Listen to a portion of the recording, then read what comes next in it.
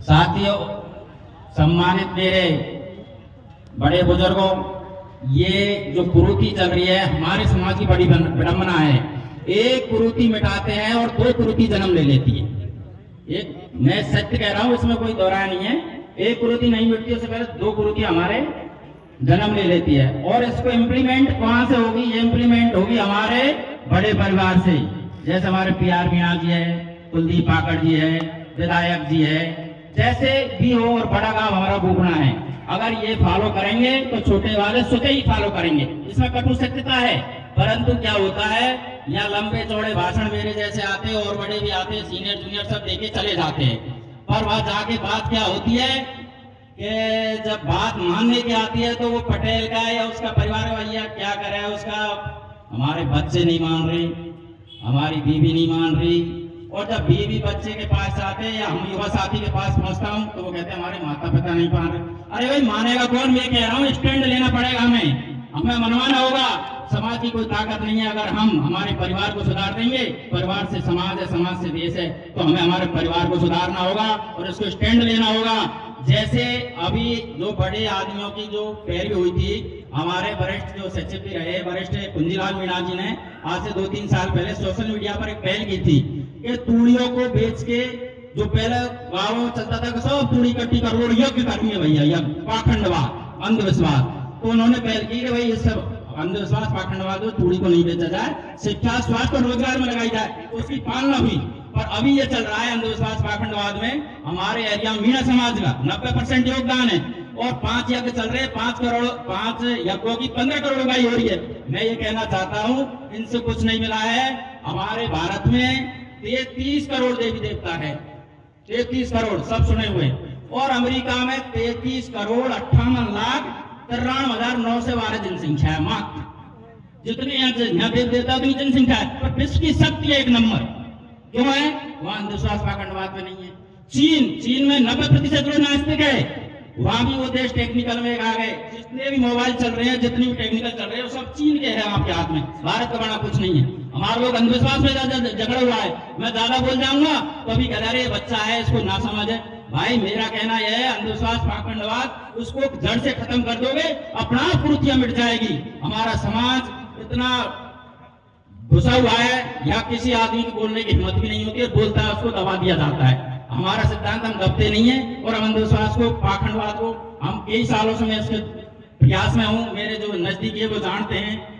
और मेरा ये कहना है कि समय का अभाव है, पर ये अंधविश्वास, पाखंड, यज्ञ चल रहे, भागवत चल रहे, इन समय कुछ नहीं मिला। हमें मिला है संविधान से।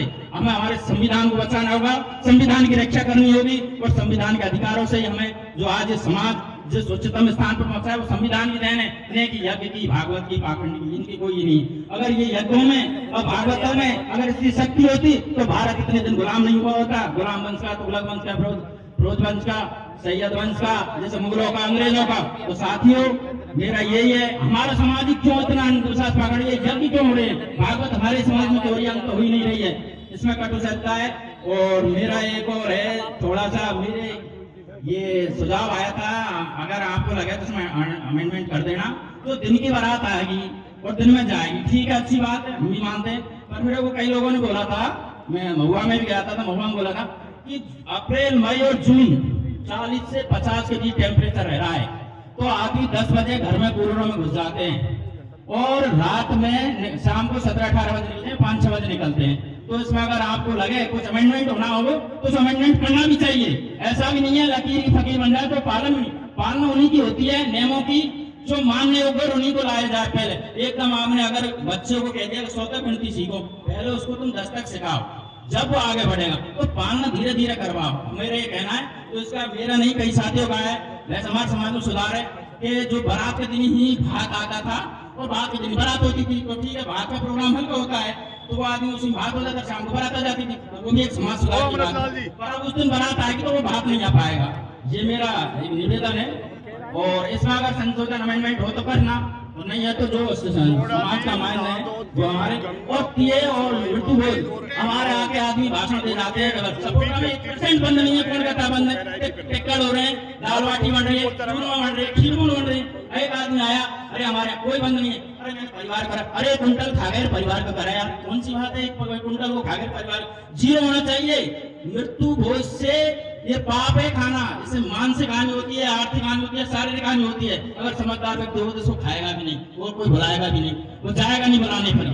तो मेरा ये विचार है कि आप इस पे गौर करें और ये मृत्यु भोज एकदम बंद होना चाहिए, ये एक बहुत बड़ी कुरीति है।